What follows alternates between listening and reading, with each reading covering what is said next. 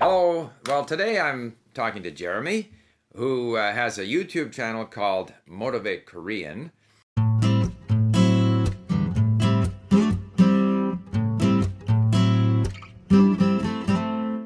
Hi there, Steve Kaufman here.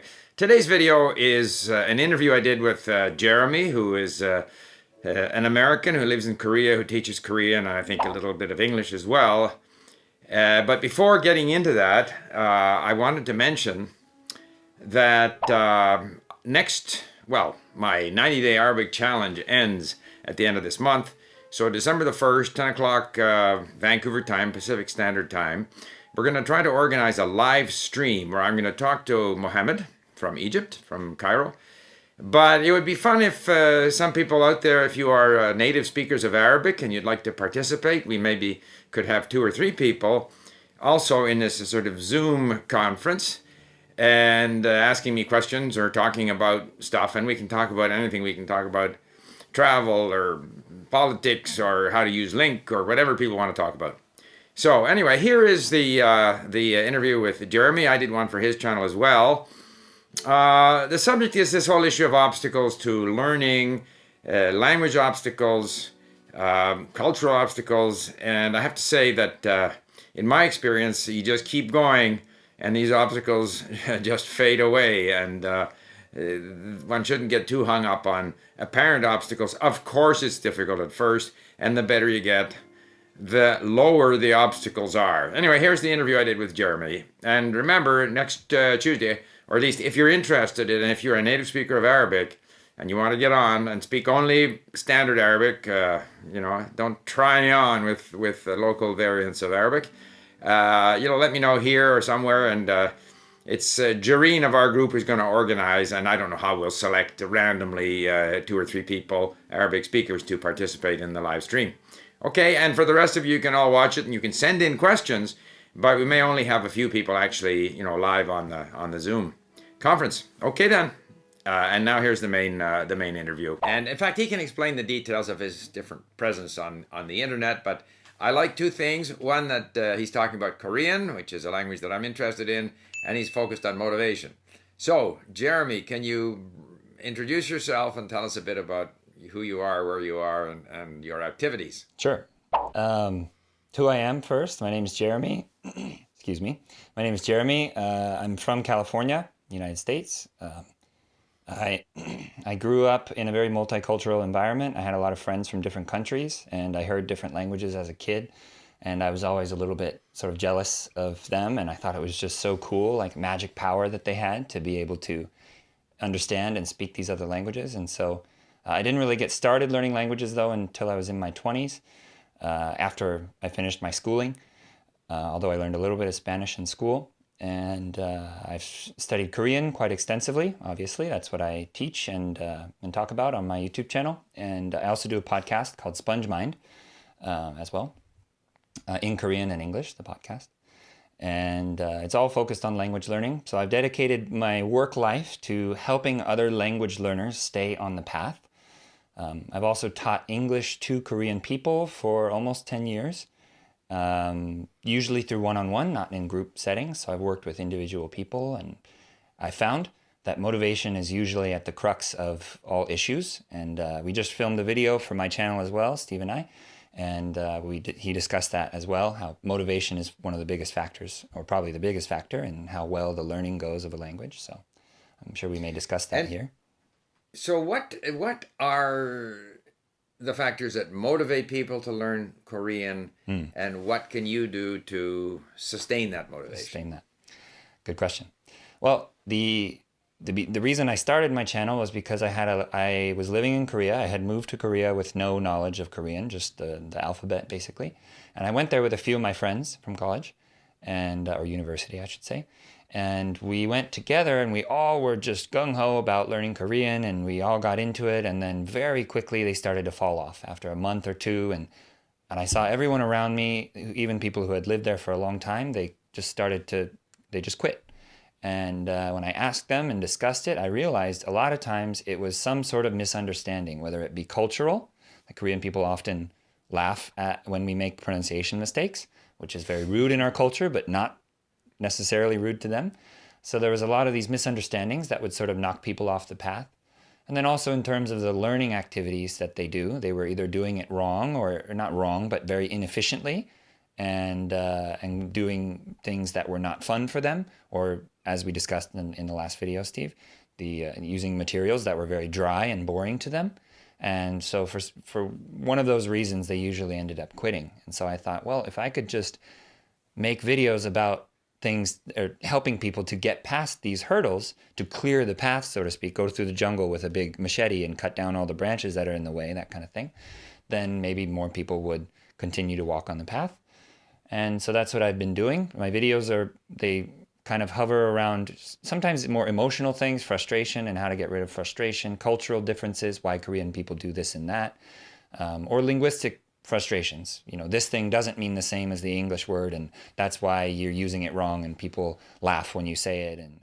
Yes, there are these habits in different languages, the sort of the idiosyncrasies of the language. And certainly we tend to be influenced by our native language, the things that we're used to in our native language.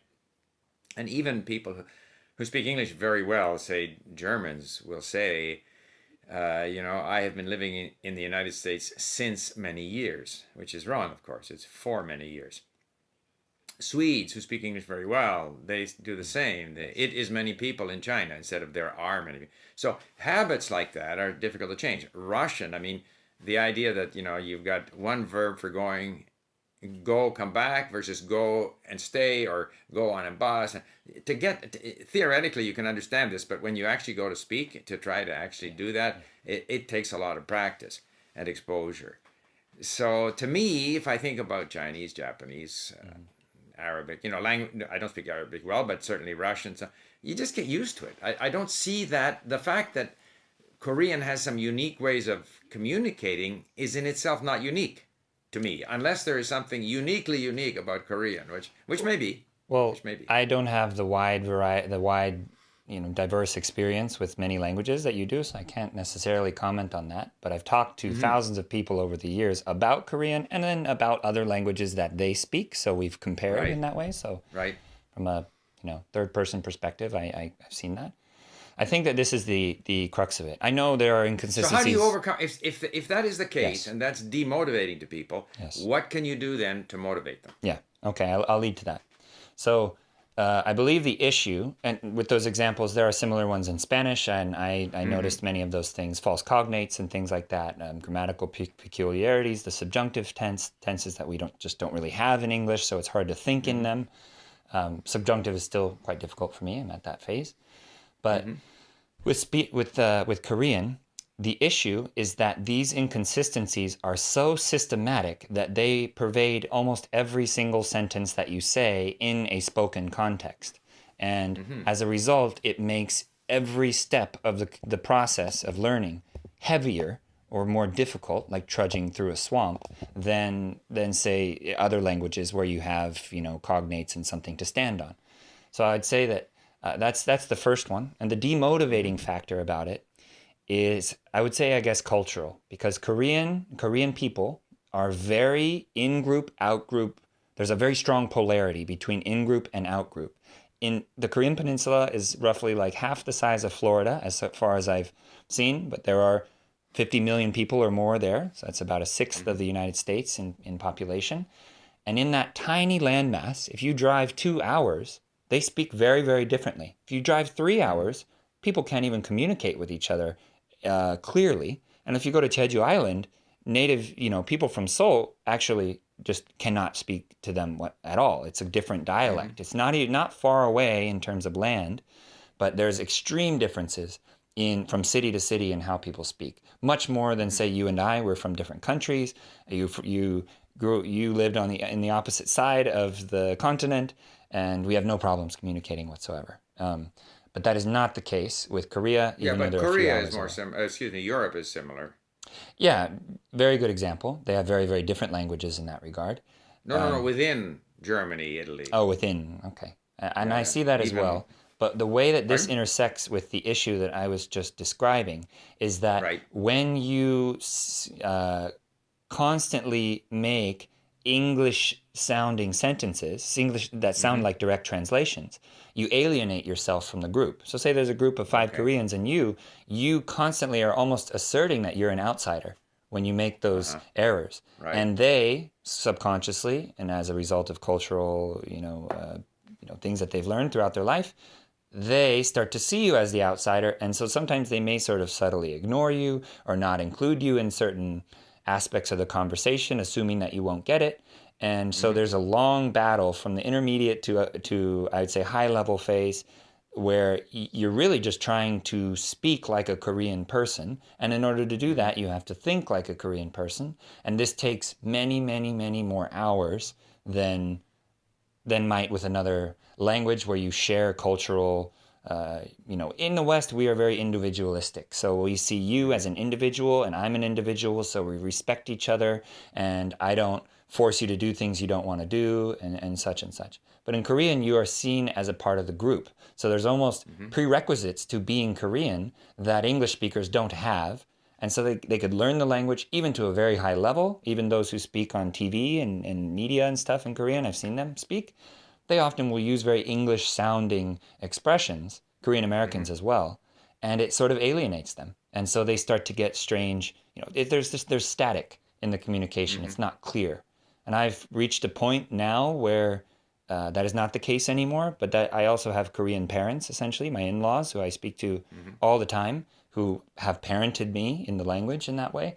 And I have friends and such. So I've been able through, I'm very lucky in that way to have made it through that. So you would motivate the learner by telling them, you just got to stay the course, and you'll eventually get better. Or are there tricks or other bits of advice that you have on helping people overcome these problems? I have a game that I've invented for English speakers to play, and they can play it with their English-speaking friends who don't care about Korean at all. I just call it Korean English.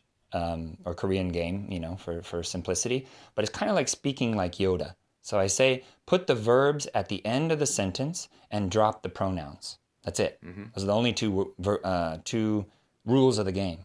But if you play this game with English speakers, those mental gymnastics are what you have to do all the time when you're speaking Korean. Put the verb at the end and drop the pronoun. Put the verb at the end, drop the pronoun. It's almost like if you can create that habit or strengthen that muscle, then if it becomes automatic, then when you speak Korean, you get very much used to that and you have a leg up and it actually will speed up your ability to comprehend and produce accurate or realistic Korean, native-like Korean. Okay. Any other bits of advice like that? Special techniques that you favor in terms of learning Korean or language learning in general, things that you tell your viewers that could help them? I talk a lot about repetitive listening for that reason. And what I have done, I did this with Spanish as well, is I would take one audio file from anything from, it depends on your level. So your lower level, shorter audio, higher level, longer audio.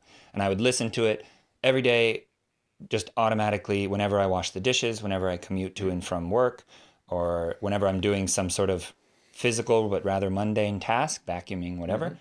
And I'll just only put that on. That's all I listen to. I don't listen to music. I have that one file, and me and that file are just together for a while. And I sort of think of it like gum. Some files you'll chew, some gum you'll chew, and the flavor goes away quickly, so you can change quickly. Other ones you chew it, and it's got sort of a deeper flavor, and you keep going with it, and you keep chewing it and chewing it and chewing it. And eventually, what that led me to was choosing my personality in Korean. So I found one speaker who has lots of content on YouTube, of a professional speaker, and I listened only to his content. So I started picking up his wording, his way of thinking, and when I hit things that I didn't understand, I would ask native friends, or I'd try to look it up, or I'd use voice to text to try to see what the spelling turned out to be, and I would mine this content after having downloaded the audio onto my internal hard drive. And it allowed me to skip the study process, sort of. And these words were already mine, a part of me by the time I got the meaning. Two questions. Sure. First of all, can you provide me the name of that person? Yes. I totally agree that listening repetitively to a person, to a voice, to content that we like, where there's resonance, is extremely effective. Oh, yes. And I have been looking for that kind of voice in Korean without much wonderful. success. So I'd be very interested in finding Sure. out the name of this Sure. person. Sure. And second of all, you mentioned in our conversation for your channel that you are a proponent of listening to things that you don't understand. Yes. Now, how does that work? Well, I'll start with his name. His name is Kim Chang-ok.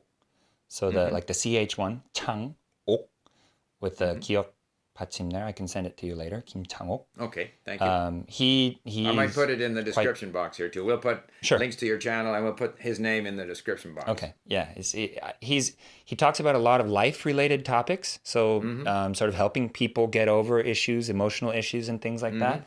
But as a result, he tells stories about so and so doing this and that. There's a variety of great. content, very much spoken. He's from Jeju Island, and he moved to Seoul, so he himself has sort of learned standard Korean. So he's kind of a language learner of sorts in that way. So he's a little bit more linguistically aware. Very funny. Just I find myself bursting out laughing even when I'm repetitively listening to the same video. I laugh at the same joke. And I didn't use transcripts. I never used transcripts. He didn't have them, but I was at a level when I started that I didn't need that necessarily. So I recommend. But you're for not beginners opposed to listening to stuff that you don't understand. Yeah. So moving on to that question, I find now, again, it's very different at each level. A complete beginner, I wouldn't recommend the same thing. If they did this, they'd pick up on, cadences and intonation patterns, melodies sort of the language. They may be drawn to words that are said twice, like kure is a very common thing that's said twice. So people might pick up on those things in the beginning phase. But after you get a basis for grammar, you listen to something, say, to give a number anywhere from 30 to 100 times.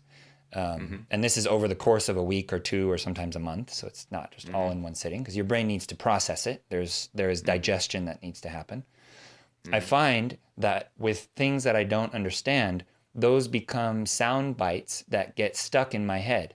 I was just listening to a song in Greek on repeat recently just to try this. There are words in there that I can repeat, or that I could repeat to someone and ask them the meaning of them.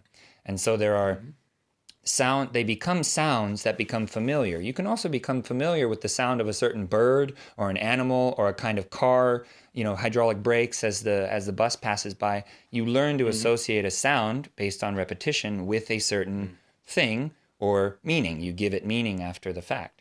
So I have utilized sound first, then meaning, and utilize that method, and it's been very helpful. I find that things that I don't know what they mean at all, entire sentences sometimes sometimes in conversation, they will fly out of my mouth. I will use them accurately in the context. Everyone laughs, but later on I can be like, what does that actually mean? But I'm using it in the right context. So I'm letting my subconscious drive the speaking or drive the learning more so than my conscious, because I found that it was frustrating that way. Interesting. Well, I think there's a lot there, and there's obviously a lot more at your YouTube channel. Yes. Where we're going to leave links in the description box, and people can go and explore. It's been a very interesting conversation. Yeah, thank you. And I will get back to my Korean. And Please so do. I look forward to getting the name of that person, and Yes. hopefully we can have another conversation. Maybe in Korean one day. Yeah, please let me know. Okay. Thank you, Jeremy, Steve. thank you very much. Thank you. Bye, For everyone. now.